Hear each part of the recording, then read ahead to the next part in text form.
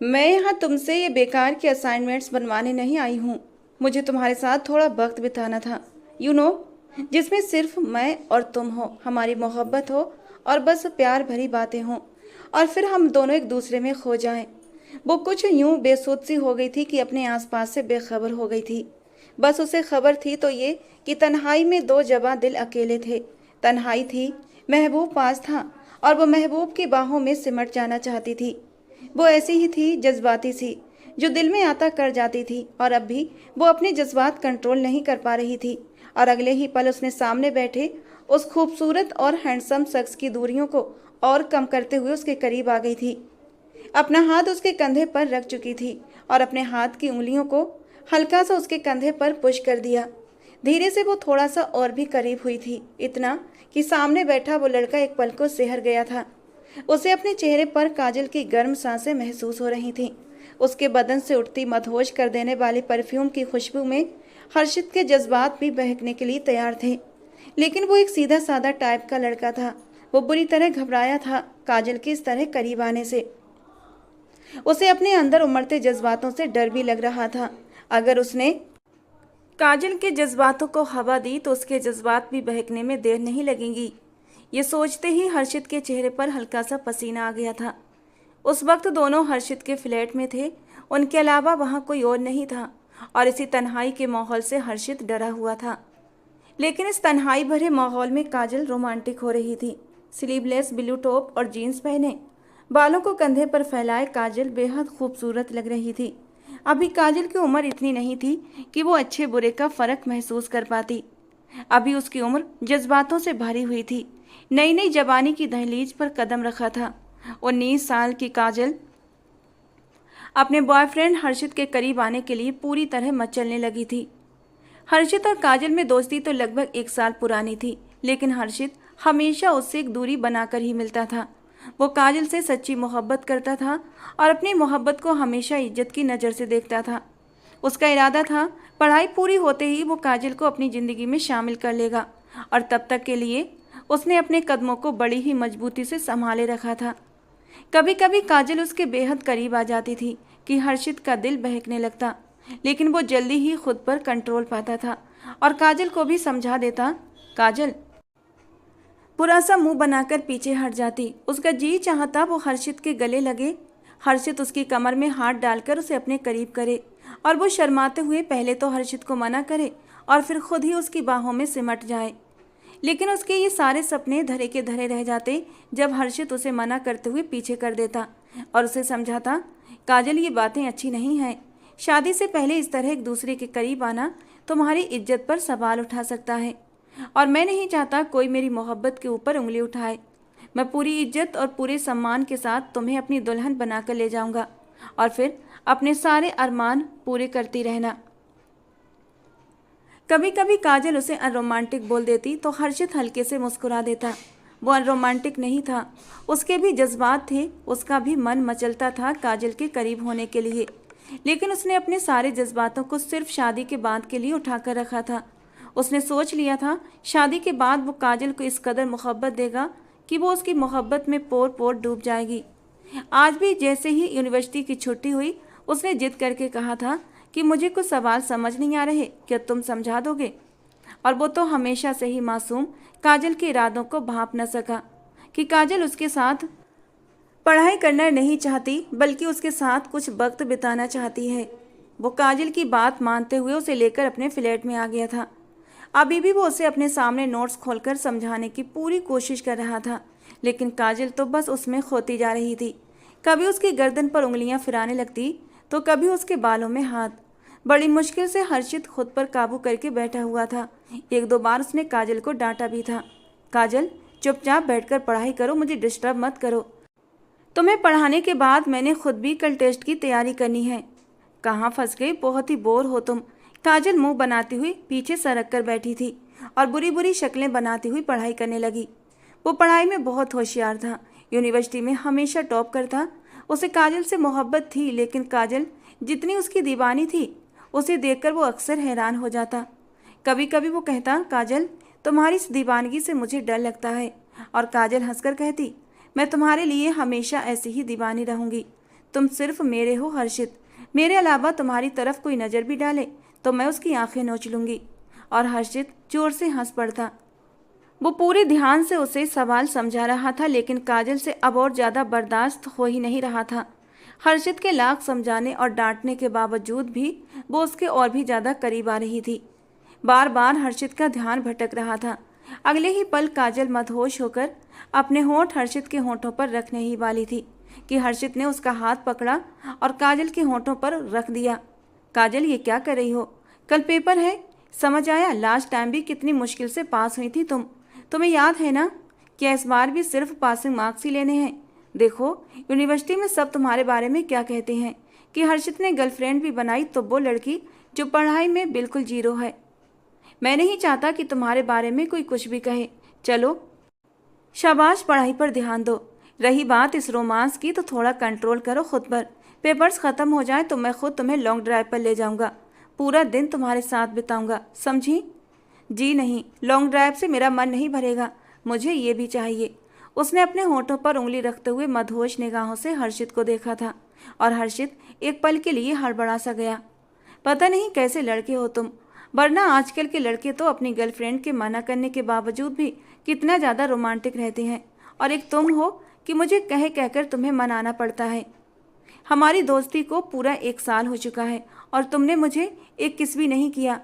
उसकी ये बेशर्मी भरी बातें सुनकर हर्षित को अब गुस्सा आने लगा था। Shut up, just shut up. तुम मुझे इस टाइप का समझती हो?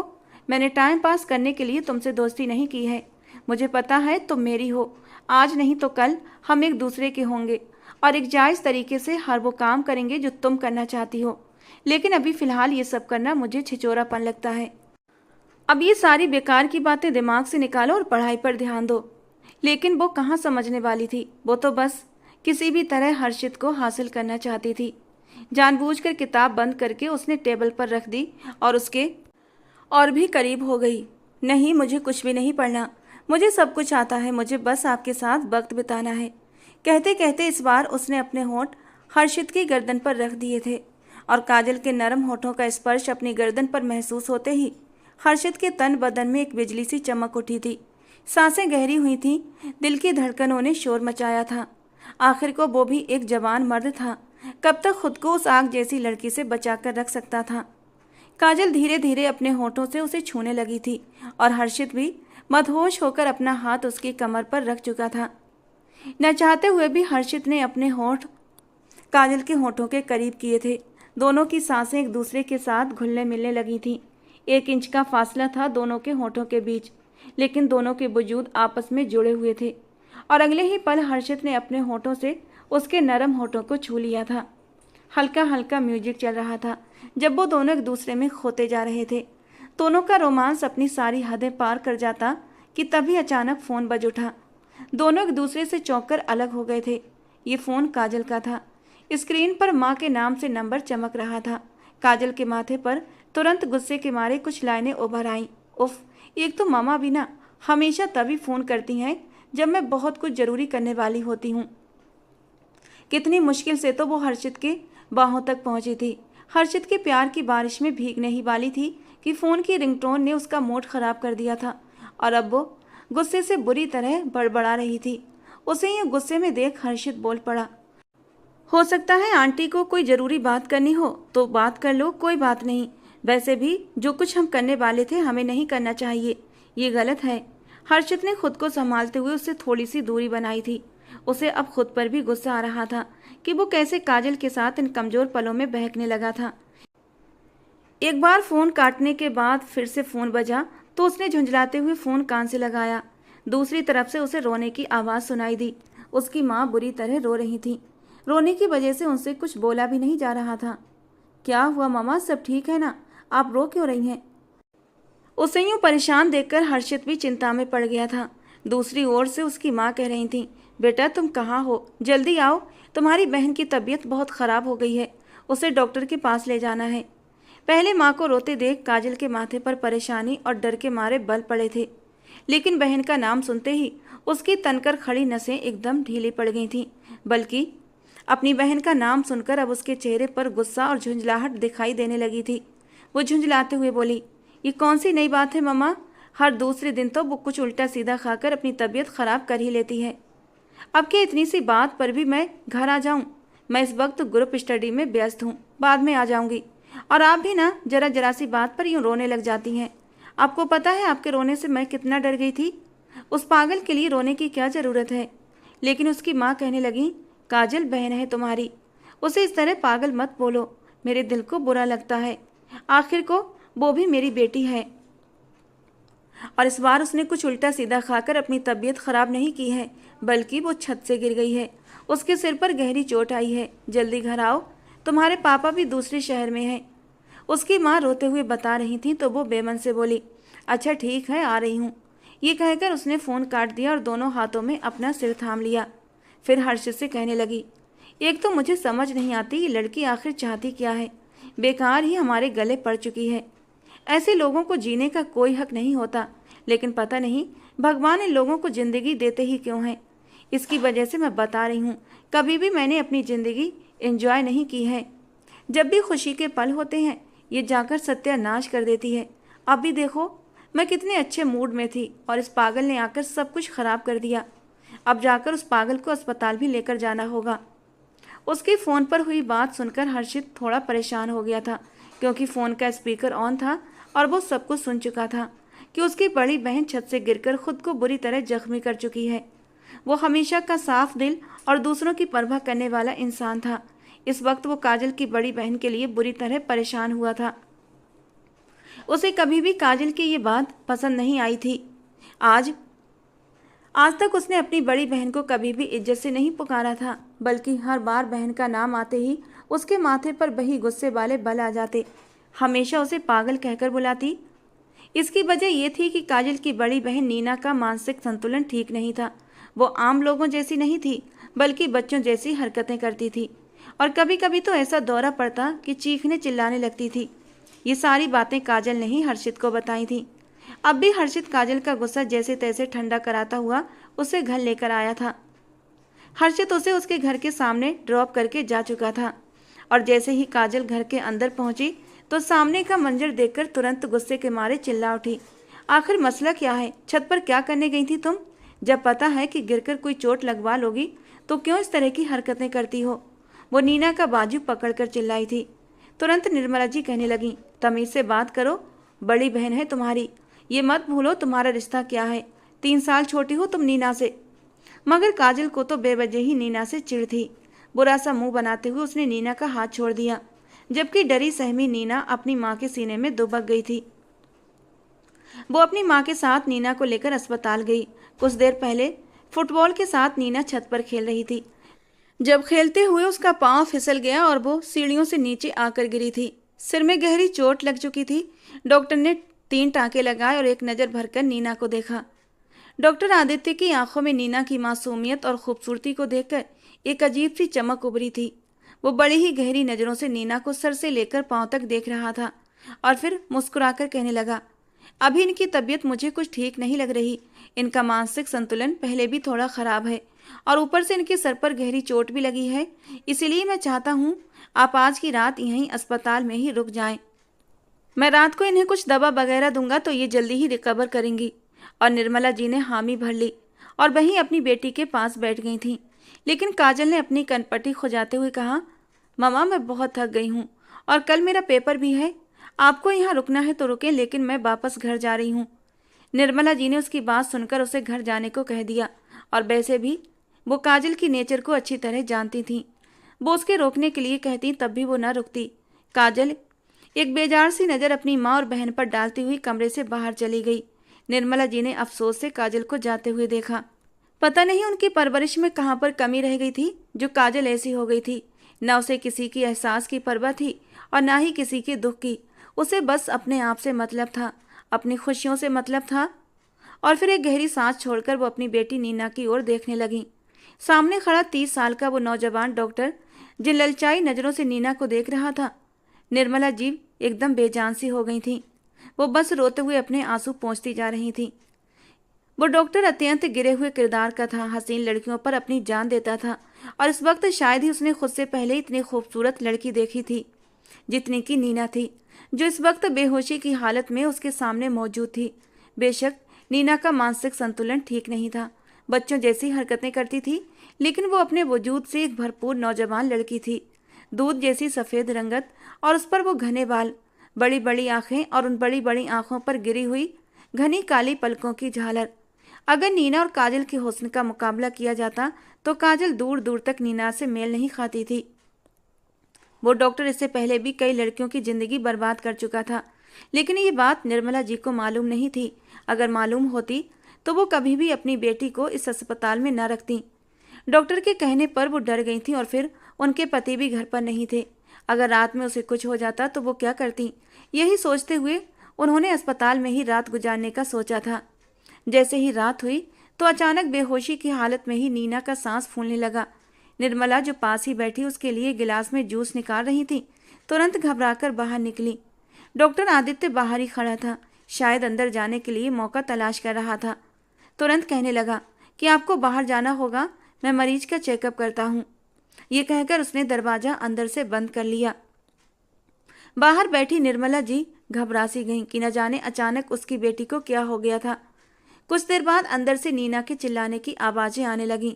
ममा मुझे बचाओ, ये डॉक्टर मेरे साथ, ममा ममा प्लीज, नहीं छोड़ दो मुझे। और उसके बाद उसकी आवाज़ आनी बंद हो चुकी थी। निर्मला जी कमरे के बाहर ही खड़ी थीं।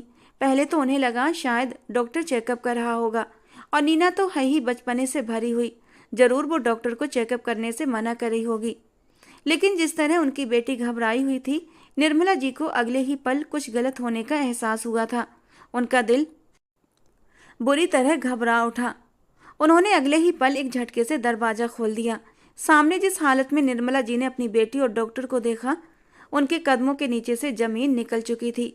आगे बढ़कर उन्होंने एक जोरदार थप्पड़ डॉक्टर के मुंह पर मारा। ये एक छोटा सा अस्पताल था और इस डॉक्टर का अपना ही था। गुस्से में वो उसे वहां पड़े हुए उपकरणों से मारने लगी, साथ ही साथ बुरी तरह चीखती चिल्लाती जा रही थी। तुम्हारी हिम्मत कैसे हुई मेरी बेटी को हाथ लगाने की? डॉक्टर अपना सिर पकड़कर बैठ गया। आंखों में खून जाने की वजह से उसे कुछ दिखाई नहीं दे रहा था। यही सही मौका था जब निर्मला जी अपनी बेटी को लेकर फौरन अस्पताल से निकल आईं। दोनों अस्पताल से बाहर भाग रहे थे। रात के लगभग 12:45 का वक्त था। दौड़ते हुए नीना बार बार कह रही थी, माँ वो डॉक्टर बहुत बुरा है, पता नहीं वो मुझे क्यों ये कह रहा था कि अपने कपड़े। जब मैंने उसकी बात नहीं मानी तो उसने कैंची उठाकर कहने लगा कि मैं तुम्हें। कहते कहते नीना बुरी तरह रोने लगी थी।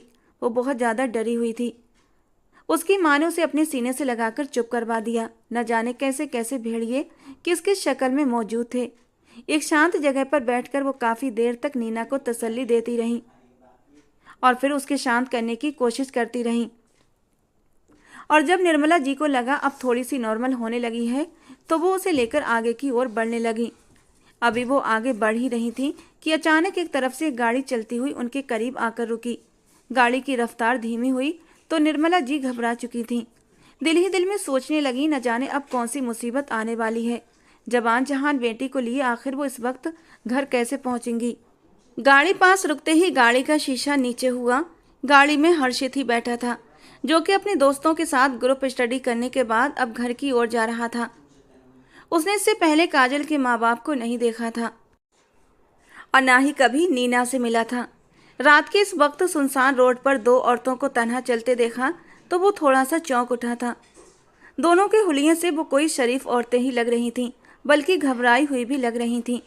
इंसानियत के नाते उन्हें देखकर कहने लगा, आंटी कोई परेशानी है आपको? आपको कहीं जाना है तो मुझे बताइए, मैं आपको छोड़ देता हूँ। पहली नज़र में ही हर्षित को देखकर निर्मला को यकीन हो चुका था कि ये बुरा इंसान नहीं है, इसलिए वो तुरंत उसके साथ गाड़ी में बैठ गईं। पहली ही नज़र में जब हर्षित ने नीना को देखा तो एक पल को आंखें झपकाना भूल चुका था, क्योंकि वो बेहद हसीन लड़की थी। खूबसूरती तो हर्षित ने काफ़ी देखी थी, लेकिन ऐसी खूबसूरती उसकी नज़रों के सामने आज तक नहीं गुजरी थी, क्योंकि नीना के चेहरे पर खूबसूरती के साथ साथ मासूमियत भी थी, जो उसे और भी हसीन और सबसे अलग बना रही थी। गाड़ी नीना के घर के सामने जाकर रुकी, मगर घर को देखकर हर्षित बुरी तरह हैरान हुआ था। यानी कि ये काजल की माँ और उसकी बड़ी बहन नीना थी, जिसे काजल हमेशा पागल कहकर बुलाती थी। उसने अब गौर से नीना को देखा था। एक नज़र देखकर वो पहचान ही नहीं पाया था कि ये लड़की पागल भी हो सकती है, और जब गौर से देखा तो उसे एहसास हुआ कि हाँ, उसका दिमागी संतुलन शायद ठीक नहीं था, क्योंकि कभी वो अपने दुपट्टे को अपनी उंगलियों पर लपेट रही थी तो कभी अजीब अजीब तरीके के मुंह बना रही थी। हर्षित को अब बहुत अफसोस हुआ था। कितनी प्यारी और मासूम सी लड़की थी और भगवान ने उसके साथ ये क्या नाइंसाफ़ी की थी। हर्षित उन्हें बहुत ही प्यार और सम्मान के साथ गेट तक छोड़कर चला गया था। निर्मला जी बहुत खुश हुई थी। आज के ज़माने में जहाँ डॉक्टर आदित्य जैसे भेड़िए बसते हैं तो हर्षित जैसे अच्छे इंसान भी मिलते हैं। उन्होंने दिल से हर्षित को आशीर्वाद दिया था। पेपर शुरू हो चुके थे। हर्षित ने अपनी इस मुलाकात के बारे में काजल को बताया था, जो कि जाना अनजाना एक इत्तेफाक था। काजल भी खुश थी कि यह भी अच्छा हुआ, क्योंकि इस तरह तो मेरा रास्ता साफ हो गया। मम्मी तुमसे बहुत खुश हैं। उन्होंने पापा को भी तुम्हारे बारे में बताया था। मेरे माँ बाप बार बार तुम्हारी तारीफ़ें कर रहे थे, जिसने आधी रात को उन्हें घर तक छोड़ा। तुम्हारे नंबर तो मेरी माँ की नज़र में और भी बढ़ चुके हैं। जब हमारे पेपर्स ख़त्म होंगे तब तक मेरे पापा भी दूसरे शहर से वापस आ जाएंगे और फिर तुम रिश्ता लेकर मेरे घर चले आना। कहते कहते काजल ने अपनी बाहें हर्षित के गले में डाल दी थीं और हर्षित हल्का सा मुस्कुरा दिया था। वो भी जल्द से जल्द काजल से शादी करके उसे अपने घर लाना चाहता था और फिर यूं ही वक्त गुजरने लगा। वो आखिरी पेपर था जब काजल ने अपने सामने नोट्स खोले बैठकर वीडियो कॉल पर हर्ष से सवाल जवाब समझ रही थी, जब वहाँ नीना चली आई। जैसे ही उसने नोट्स को देखा तो कहने लगी, काजल अपनी ये किताब मुझे भी पढ़ने दो, मैं भी तुम्हारी तरह डॉक्टर बनूंगी। उसने अभी किताबों की तरफ हाथ बढ़ाया ही था कि काजल ने उसके हाथ से नोट्स छीन लिए और जिसकी वजह से नोट्स फट चुके थे। अगले ही पल काजल आग बबूला हो चुकी थी। गुस्से से कहने लगी, पागल, अब क्या तुम्हारा पागलपन इतना बढ़ चुका है कि तुम मेरी नोट्स भी फाड़ने लगी हो? दफ़ा हो जाओ मेरे कमरे से। आइंदा के बाद मेरे कमरे में दाखिल मत होना, पागल। लगता है सीढ़ियों से गिरने के बाद तुम्हारा दिमाग पहले से भी ज़्यादा सठिया चुका है। उसे यूं गुस्से में देखकर हर्षित ने अपना सिर पकड़ लिया। कहने लगा, काजल तुम अपनी बड़ी बहन से किस अंदाज में बात कर रही हो? उल्टा तुम्हें तो उसका ख्याल रखना चाहिए, उसे समझाना चाहिए। इस कंडीशन में तो उसे तुम लोगों के प्यार की ज़रूरत है। तुम उससे प्यार से बात करोगी तो वो धीरे धीरे संभल जाएगी और हो सकता है उसकी याददाश्त भी ठीक हो जाए। लेकिन काजल तो हर्षित की कोई भी बात नहीं सुन रही थी। वो तो गुस्से के मारे बल खा रही थी। नीना जब भी उसके सामने आती तो उसे बेवजह उस पर गुस्सा आने लगता था। शायद एक वजह यह भी थी कि नीना उससे कहीं ज़्यादा खूबसूरत थी। भले वो पागल थी, लेकिन जब भी नीना उसके सामने आती काजल को अपना आप कमतर लगने लगता था और इसी जलन में वो नीना से नफरत करती रहती थी। अगले ही पल काजल ने मोबाइल बेड पर रखकर नीना के बालों को पकड़कर उसके मुंह पर 2-4 थप्पड़ जड़ दिए। हर्ष को इस रवैये की उससे उम्मीद नहीं थी। वो वीडियो कॉल से ही काजल को रोकने की कोशिश कर रहा था, लेकिन काजल हर्षित की कोई भी बात नहीं सुन रही थी और फिर थक हार कर हर्षित ने खुद ही चुप हो गया और फ़ोन काट दिया। नीना के लिए उसके दिल में हमदर्दी भर चुकी थी। बार बार उसके सामने वो रोता हुआ चेहरा आ रहा था। जब सकते की हालत में आकर नीना कह रही थी, काजल मैंने कुछ नहीं किया, तुमने खुद नोट्स मुझसे छीने, मैं तो बस पढ़ना चाहती थी।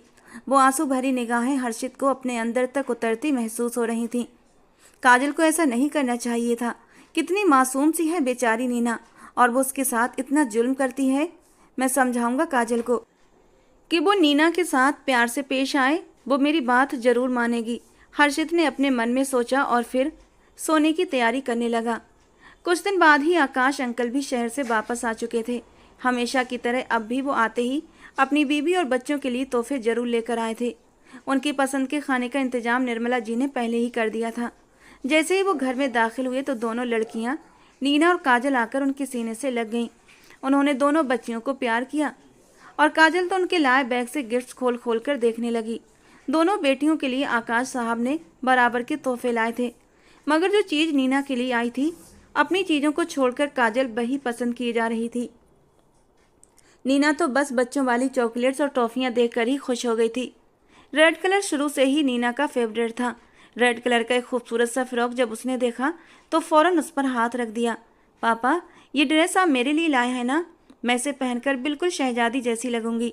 नीना की सारी चीज़ें तो वैसे ही काजल हड़प चुकी थी, लेकिन जब अपने आए हुए ड्रेस पर उसका हाथ देखा तो फ़ौरन छीन लिया। हरगिज नहीं, ये पापा मेरे लिए लाए हैं, समझ में आया? और ये मैं ही लूँगी।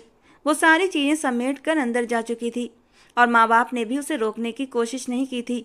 नीना चुपचाप एक गहरी सांस छोड़कर मुंह बनाकर रह गई और पापा की लाई हुई चॉकलेट्स खाने लगी। उसी रात काजल ने अपने माँ बाप से बात की। पापा, यूनिवर्सिटी में एक लड़के को मैं पसंद करती हूँ। एक्चुअली ये वही लड़का है जिसने उस रात मम्मी को घर पहुँचाया था। मैं चाहती हूँ कि आप लोग एक बार उससे मिलें। उम्मीद है आपको वो पसंद आएगा। मैं और हर्षित शादी करना चाहते हैं। ये सुनकर उसके माँ बाप ने कोई ख़ास एतराज़ नहीं किया था। वैसे भी ये काजल की नेचर को अच्छी तरह जानते थे। अगर वो मना भी करती तो वो जिद पर आ जाती, और इस बात में भी कोई शक नहीं था कि जिद में आकर वो गलत कदम भी उठा सकती थी। इसलिए उन्होंने लड़के से मिलना ही बेहतर समझा। उन्होंने हर्षित की फैमिली को अपने घर लंच पर बुलाया। वो दिन काजल के लिए बहुत अहम दिन था। वो पूरी तरह सजी हुई थी। पूरी तरह मेकअप करने के बाद जब उसने खुद को आईने में देखा तो हल्के से मुस्कुरा दी। वो बहुत खूबसूरत लग रही थी। और तभी कमरे में दाखिल होती आम से हुलिये में नीना को देखा। ढीली ढाली टी शर्ट और पुराना सा ट्राउजर पहने भी नीना चौधरी का चांद लग रही थी। शायद कुछ देर पहले चॉकलेट्स खाई थी जो अब भी उसके गालों और होठों पर लगी हुई थी। उसका दूधिया रंग तो जैसे छूने से ही मैला हो जाता था, लेकिन इस मैले रूप में भी वो दिल में उतर जाने की हद तक खूबसूरत लग रही थी। और काजल उसे देखकर अंदर ही अंदर जल भुन चुकी थी, क्योंकि वो नीना के मुकाबले में थोड़ी सांवली रंगत की थी। वो सादगी में रहकर भी बेहद खूबसूरत लग रही थी। अगले पल काजल उसे डांटकर कहने लगी, मेहमानों के सामने कोई उल्टी सीधी हरकत मत करना, वरना मुझसे बुरा कोई नहीं होगा। यहीं कमरे में बैठी रहना, समझी, वरना तुम्हारी चोटी काट दूंगी। उसने नीना के लंबे बालों की तरफ इशारा करके कहा।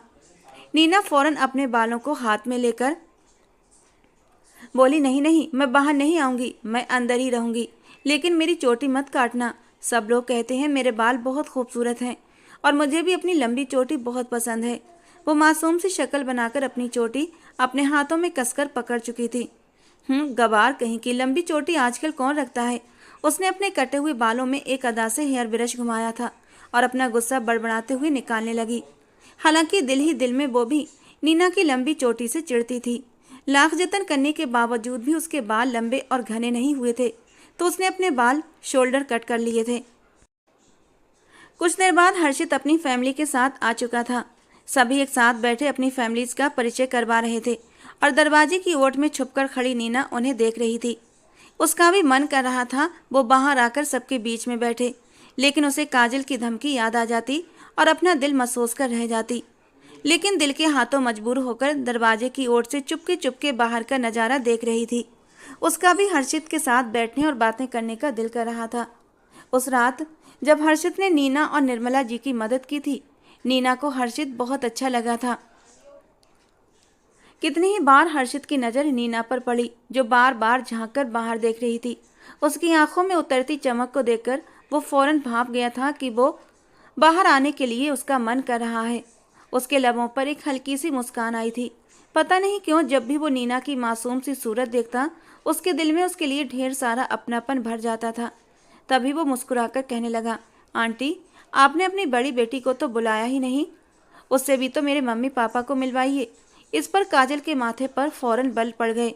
उसने घूरती हुई नज़र से हर्षित को देखा और आंखों ही आंखों में उसे मना करने लगी। काजल के हाव भाव से उसके माँ बाप भी समझ चुके थे, इसलिए वो बात को इग्नोर कर गए। लेकिन हर्षित ने काजल के इशारों को इग्नोर किया और उठकर उस कमरे की ओर जाने लगा जहाँ नीना खड़ी थी। जैसे ही उसने हर्षित को कमरे में देखा तो अगले पल घबराकर उसने अपने गले में पड़े स्कार्फ से अपना चेहरा छुपा लिया। आप यहाँ क्यों आए हैं? मुझे शर्म आ रही है। हर्षित उसके शर्माने पर एकदम जोर से हंस पड़ा। तुम तो ऐसे शर्मा रही हो जैसे मैं तुम्हारा ही रिश्ता लेकर आया हूँ। इस बार नैना ने जल्दी से अपने चेहरे से स्कार्फ हटाया था और फिर बड़ी बड़ी आंखों से हर्षित को देखने लगी और फिर खुद भी जोर से हंस पड़ी। मेरा रिश्ता लेकर कैसे आ सकते हैं? मैं तो अभी बहुत छोटी हूँ। मम्मी कहती हैं जब मैं बड़ी हो जाऊँगी तो वो मेरी भी शादी करेंगी। अभी तो काजल बड़ी हो गई है तो मम्मी उसकी शादी कर रही हैं और आप उसी का रिश्ता लेकर आए हैं। वो बड़ी ही मासूमियत से बोली थी और हर्षित को उसकी मासूमियत पर ढेर सारा प्यार आया था। साथ ही उसके दिल में अफसोस भी भर गया।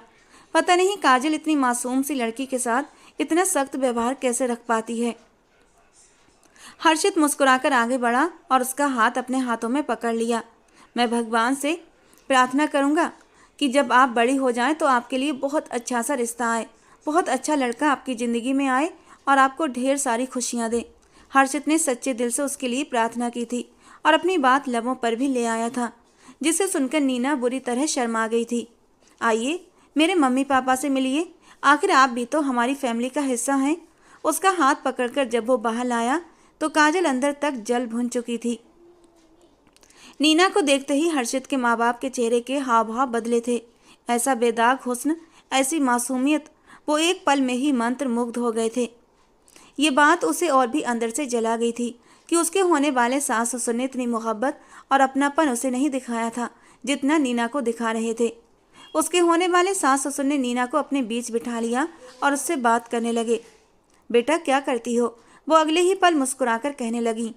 सारा दिन घर में खेलती फिरती हूँ, लेकिन कभी कभी मुझसे घर में बहुत सारे नुकसान भी हो जाते हैं तो मम्मी डांटती हैं और फिर मैं चुपचाप मोबाइल उठाती हूँ और फिर गेम्स खेलती हूँ। नीना के इस बच्चों जैसे अंदाज पर वो थोड़े हैरान हुए थे। फिर कहने लगे, अच्छा इसके अलावा पढ़ती हो? क्या कर रही हो? तो अगले पल कहने लगी, मैंने पूरी 8 क्लासेस पढ़ी हैं, फिर मम्मी ने मुझे स्कूल से हटा दिया।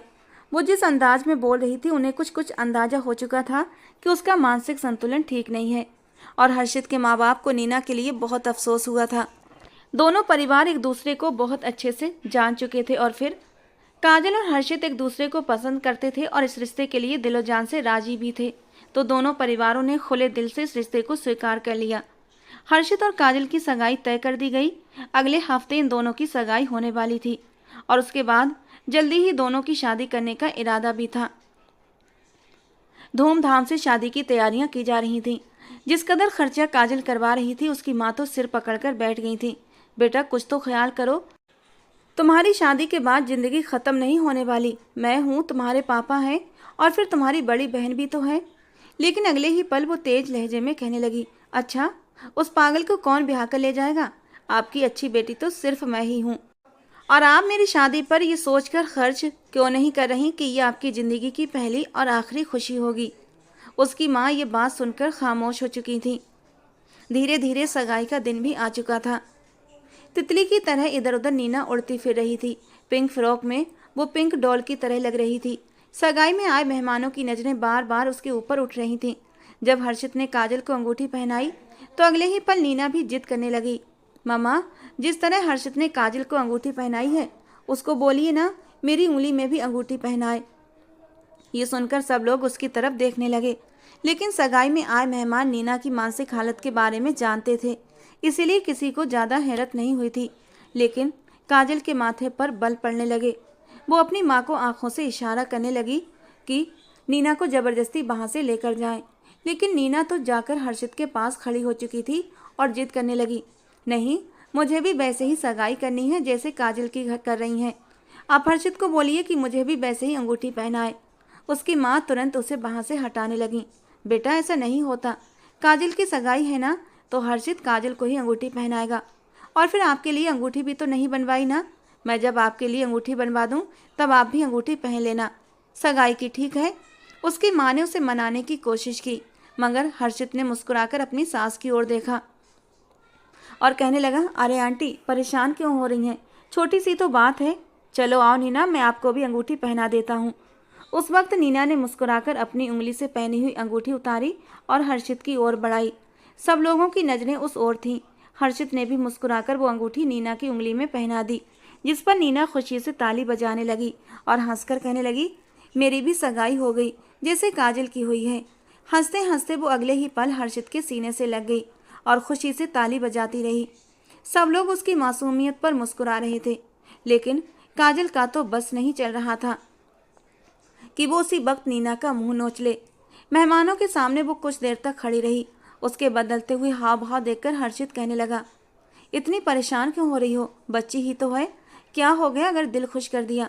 आखिरकार मैं इस घर का दामाद हूँ और मेरा भी फर्ज बनता है कि इस घर के हर सदस्य को खुश रखूँ।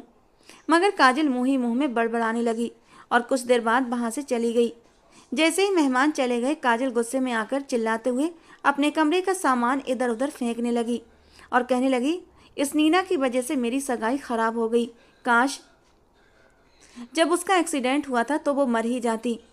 काजल को आज से 5 साल पहले का वक्त याद आने लगा जब स्कूल से वापसी पर नीना का एक्सीडेंट हो गया था।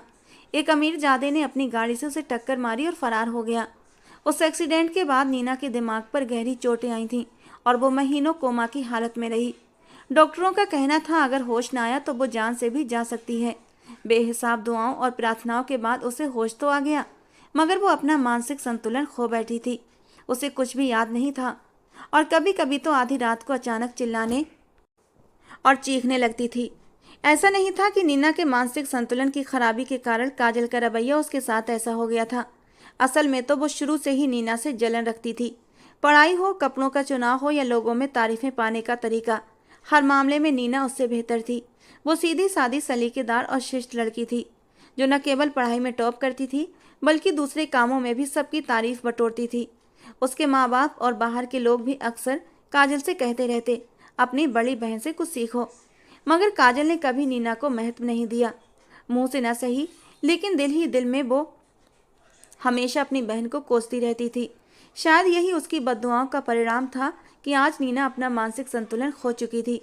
उसे कुछ भी याद नहीं रहा था, बल्कि दिमाग पर कुछ ऐसा असर हुआ था, वो बच्चों जैसी हरकतें करने लगी थी। कभी कभी आधी रात को यूं चीखने चिल्लाने लगती जैसे कोई उस पर हमला कर रहा हो। डॉक्टर्स का कहना था शायद बार बार उसे उस हादसे का दृश्य याद आता है जब उसका एक्सीडेंट हुआ था। खैर, सगाई के 1 महीने बाद शादी भी तय हो गई थी। शादी की तैयारियां दोनों ओर से जोर शोर से चल रही थीं। इन तैयारियों में किसी भी प्रकार की कोई कमी नहीं छोड़ी जा रही थी। वहीं जब हर मामले में हर्षित नीना को भी शामिल करने की कोशिश करता, जो भी तोहफा लाता उसमें नीना के लिए भी कुछ न कुछ जरूर होता, तो काजल अंदर ही अंदर जलने और कुढ़ने लगती थी। एक दिन उसने गुस्से में आकर कहा, क्या हर्षित, तुम मेरे होने वाले पति हो या फिर नीना के? जब देखो तुम्हारे होठों पर नीना का ही नाम होता है। मुझे यकीन नहीं हो रहा। उसे जलन होने लगी। वो आधी मानसिक रोगी होकर भी सबके दिमाग पर हावी हो चुकी थी। कोई मुझ पर ध्यान क्यों नहीं देता? हर्षित ने उसकी बात सुनकर कुछ परेशान होकर उसे समझाने की कोशिश की। तुम्हें न जाने ऐसा क्यों लगता है काजल, हर कोई नीना से हमदर्दी रखता है क्योंकि वो बाकी लड़कियों जैसी नहीं है। उसे प्यार और अपनेपन की जरूरत है। लेकिन काजल जलकर बोली, बस बहुत हो गया। जो प्यार और अपनापन देना है वो मुझे दो। आगे के बाद मैं तुम्हें नीना के साथ घुलते मिलते नहीं देखूंगी। वो सीधा साधा लड़का था, कहने लगा, अच्छा बाबा, जैसा तुम कहोगी वैसा ही करूंगा। शादी का दिन भी आ चुका था। दुल्हन बनी काजल बेहद खूबसूरत लग रही थी। उसे दुल्हन बना देख हाथ में टेडी बियर लिए नीना भी उसके पास आ गई थी। कितनी ही देर तक वो काजल को गौर से देखती रही। पिछली रात से उसे तेज बुखार था, अब भी वो दवा लेकर यहाँ पहुंची थी। अपनी बहन को दुल्हन बना देखकर उसकी बड़ी बड़ी सुरमई आंखों में चमक उतर आई। तुरंत मुस्कुराकर कहने लगी, मम्मी, मुझे भी ऐसे ही दुल्हन बनना है जैसे काजल बनी है। मुझे भी ऐसे गहने पहनने हैं। और ये कपड़े देखो, काजल कितनी प्यारी लग रही है। मैं पहनूंगी तो मैं भी उसकी तरह प्यारी लगूंगी, है ना? क्या मुझे भी हर्षित अपने साथ दुल्हन बनाकर ले जाएगा? ये शब्द अभी नीना के होठों से निकले ही थे कि एक जोरदार थप्पड़ उसके चेहरे पर पड़ा था। काजल इससे ज़्यादा कुछ बर्दाश्त कर ही नहीं सकती थी, इसीलिए उसने गुस्से में आकर नीना के नाजुक से गाल पर एक जोरदार थप्पड़ दे मारा। जितनी पागल वो हर्षित के लिए थी, ये सुनकर उसके तन बदन में आग लग चुकी थी। पास खड़ी काजल की सहेलियां उसे हैरत से देखने लगीं। नीना ने अपने गाल पर हाथ रखा हुआ था जब वहाँ उसकी माँ भी आ गई। उसने कहा, बेटा, बड़ी बहन है तुम्हारी, उसका मानसिक संतुलन ऐसा है, अगर उसने कुछ कह भी दिया तो कौन सी कयामत आ गई। वो कौन सा तुम्हारे साथ जाने वाली थी। एक तरफ मानसिक संतुलन से बिगड़ी बेटी थी और दूसरी तरफ दुल्हन बनी बेटी।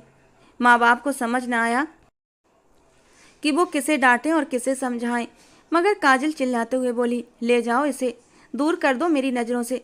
पता नहीं मनहूस पागल मेरी शादी के दिन आज क्या नया कांटा चुभाने आई है। बेहतर है जब तक मेरी और हर्षित की शादी न हो जाती आप इसे इस मंजर से दूर ही रखें। नीना रोती हुई कमरे में आ चुकी थी। वो इस कदर दुखी थी कि उसने नए कपड़े भी नहीं पहने थे। रोते हुए कहने लगी, ठीक है, मैं नहीं जाऊंगी। काजल ने मुझे मारा, अब मैं उससे कभी बात नहीं करूंगी। उसकी शादी में भी नहीं जाऊंगी, तब उसे पता लगेगा। आंखों के आंसू पोंछकर वो अपने टेडी बियर से खेलने लगी। बाहर बारात आ चुकी थी। ढोल धमाकों की आवाज़ें आ रही थीं। खिड़की की ओट में छिपकर नीना सारा मंजर देख रही थी। वहीं दूसरी ओर कमरे की खिड़की से काजल भी धूमधाम से आती बारात को देख रही थी। उसकी खुशी का कोई ठिकाना नहीं रहा था। जैसे ही बारात घर में घुसी, हर्षित के दोस्तों ने भंगड़े डालने शुरू कर दिए। आतिशबाजी भी की जाने लगी।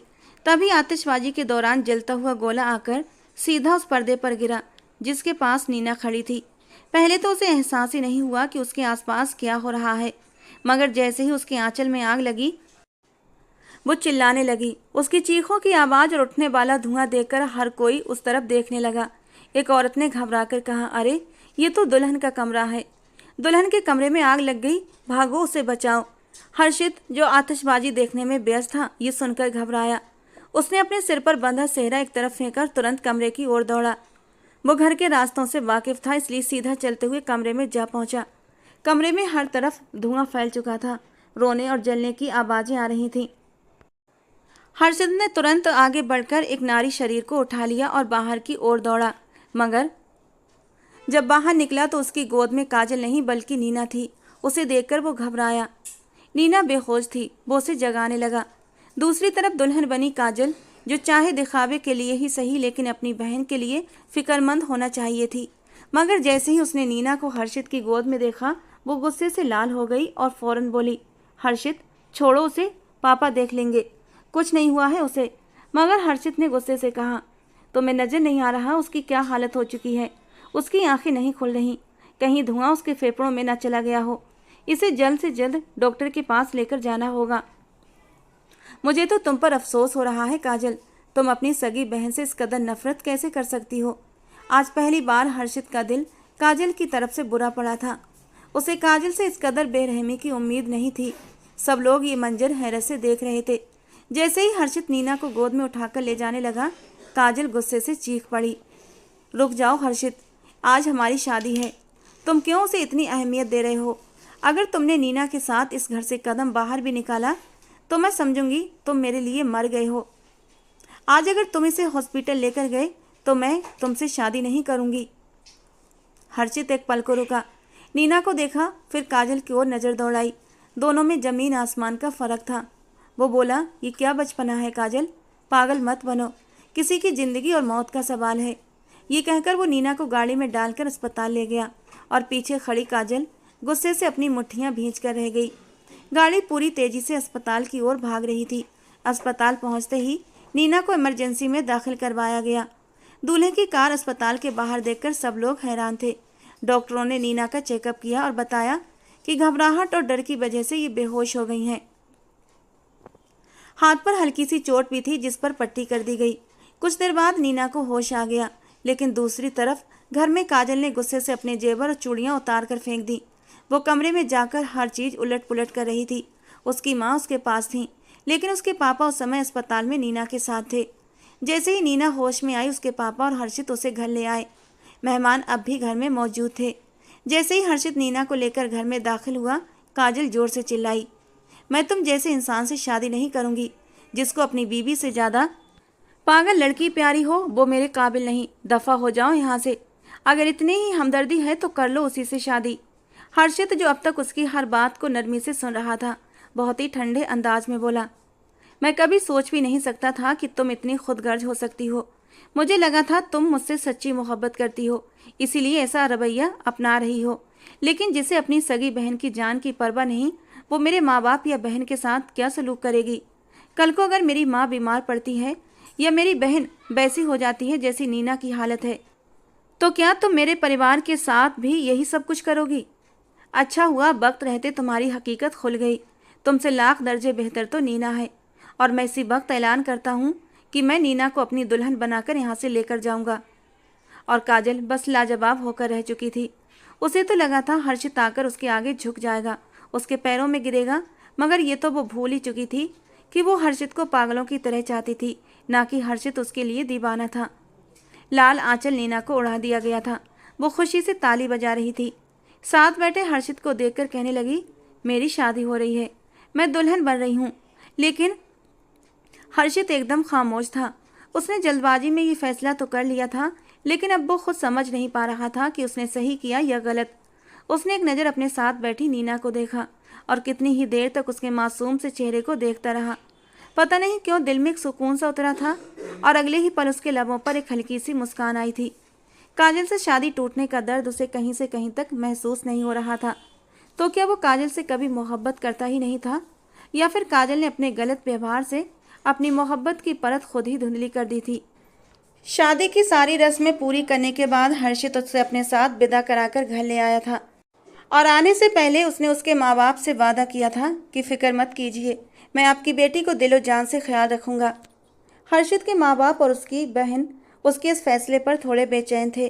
एक मानसिक तंत्र से बिगड़ी लड़की भला उनके बेटे के साथ जिंदगी कैसे गुजार सकती थी। शादी गुड्डे गुड़ियों का खेल तो नहीं होता। उन्हें तो अपने इकलौते बेटे से वारिस चाहिए था। वे अपने पोते पोतियों को जल्द से जल्द देखना चाहते थे, लेकिन बचकाना दिमाग रखने वाली नीना कहाँ उनकी उम्मीदों पर पूरा उतर सकती थी। वो दुल्हन बनी उस वक्त कमरे में बैठी थी जब अपने माँ बाप को समझाने के बाद वो कमरे में आया था। यहाँ पर उसने कभी काजल के बारे में सोचा था, लेकिन काजल की जगह नीना को देखकर एक पल को वो गहरी सांस छोड़कर रह गया। लेकिन वो अपने अंदर एक संतोष महसूस कर रहा था। अब तक वो काजल के साथ रहता तो आया था, लेकिन एक सुकून और मोहब्बत की गहराई आज तक वो काजल को सोचकर नहीं महसूस कर पाया था, जो अपनाइयत और खुशी उसे नीना को देखकर हुई थी, वो काजल के लिए कभी भी नहीं हुई थी। वो चलता हुआ उसके पास आया जो घूंघट ओढ़े बैठी थी।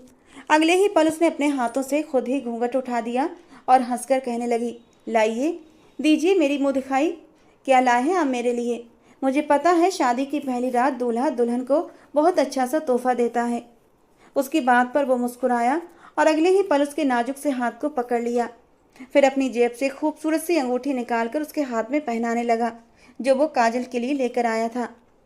एक नज़र देखने के बाद वो कहने लगी, ये क्या? मुझे तो लगा था आप मेरे लिए बहुत ज़्यादा चिप्स, पिज़्ज़ा, बर्गर या फिर ढेर सारी चॉकलेट्स लाएंगे, मगर ये क्या? अब भला इस अंगूठी का मैं क्या करूं? मुझे तो बस अभी के अभी पिज़्ज़ा खाना है, वो भी बाहर जाकर। आइसक्रीम भी खानी है।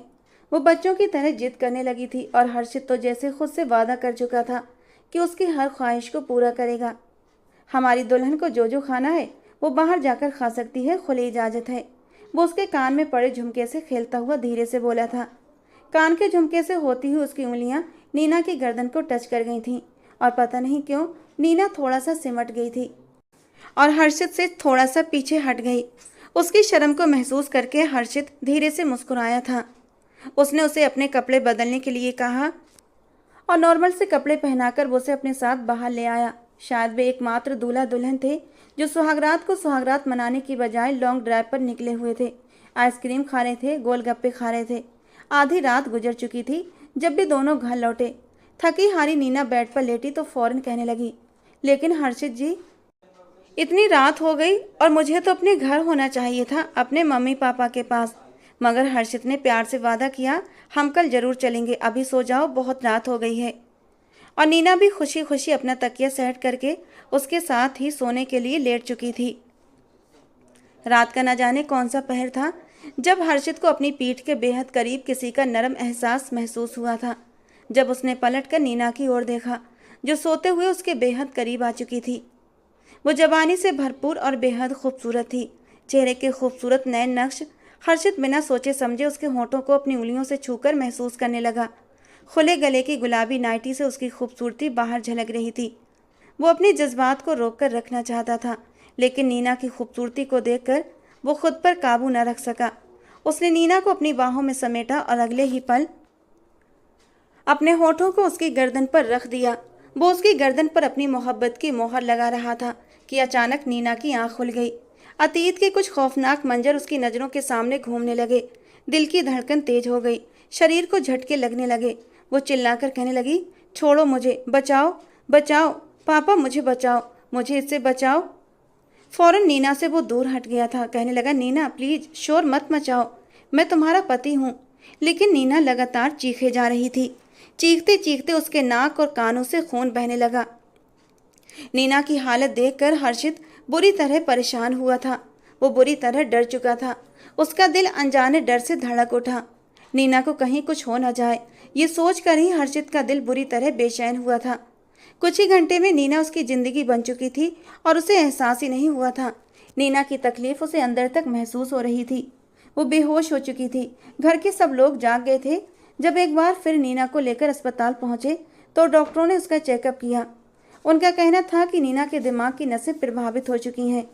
इन्हें क्या हुआ है हम कुछ नहीं कह सकते, होश में आएंगी तभी कुछ पता चलेगा।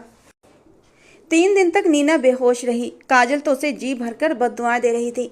अच्छा है कभी होश में ना आए, बेहोशी में ही इस दुनिया से चली जाए। मगर पहली बार उसकी माँ ने उसे जोर का थप्पड़ मारा और कहा, खबरदार जो तुमने मेरी बच्ची को और बद्दुआ दी। तुम्हारी बद्दुआएं बचपन से लेकर आज तक उसे लगती आई हैं और वो आज इस नोक तक पहुंची है। अच्छी खासी सुनाकर वो भी अस्पताल आ गई थी। 3 दिन बाद जब नीना को होश आया तो वो बिल्कुल ही बदली हुई थी। रोते हुए अपने मम्मी पापा के गले लग गई। पूरी जिंदगी जैसे एक फिल्म की तरह उसके सामने चलने लगी थी।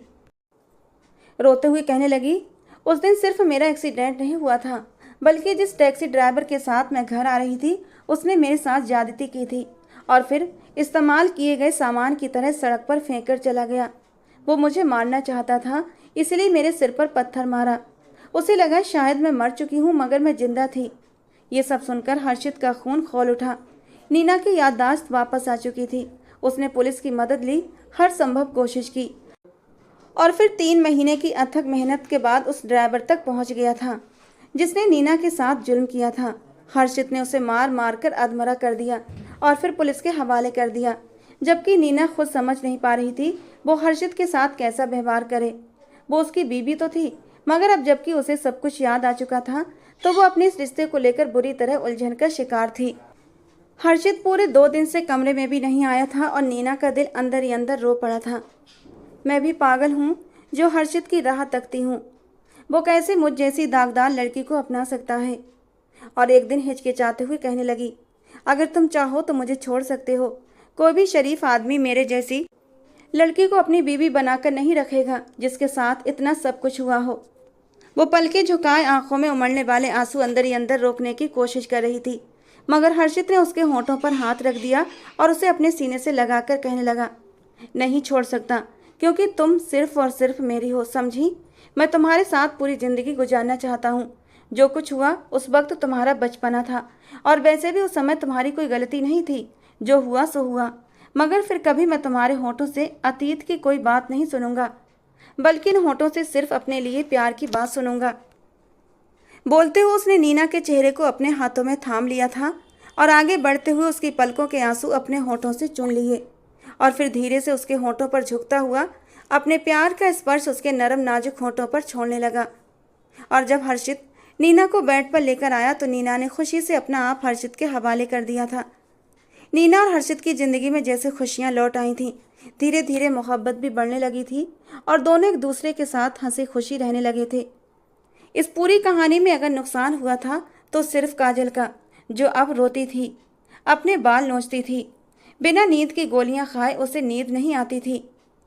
चीख चीख कर कहती, ये सब मैंने क्या कर दिया। मगर शायद अब उसकी ज़िंदगी में सिवाय पछतावे के कुछ नहीं बचा था। मोहब्बत तो विश्वास की डोर पर टिका हुआ एक नाजुक सा रिश्ता होता है। अगर विश्वास की डोर कच्ची है तो इस नाजुक से रिश्ते को टूटने से कोई बचा नहीं सकता, और अगर विश्वास की डोर पक्की है तो इस रिश्ते से मजबूत कोई दूसरा रिश्ता नहीं होता। काजल की विश्वास की डोर कच्ची थी। उसे अपनी मोहब्बत पर विश्वास नहीं था, हर्षित पर विश्वास नहीं था, और इसीलिए वो अपनी मोहब्बत से हाथ धो बैठी और अब जिंदगी भर उसे इस दर्द को सहना था। दोस्तों, कहानी कैसी लगी अपनी राय कमेंट बॉक्स में ज़रूर देना। पसंद आई हो तो प्लीज़ लाइक करना। रोज़ एक नई और रोमांटिक कहानी सुनने के लिए हमारे चैनल को सब्सक्राइब जरूर करना। मिलते हैं दोस्तों अगली किसी नई रोमांटिक कहानी के साथ।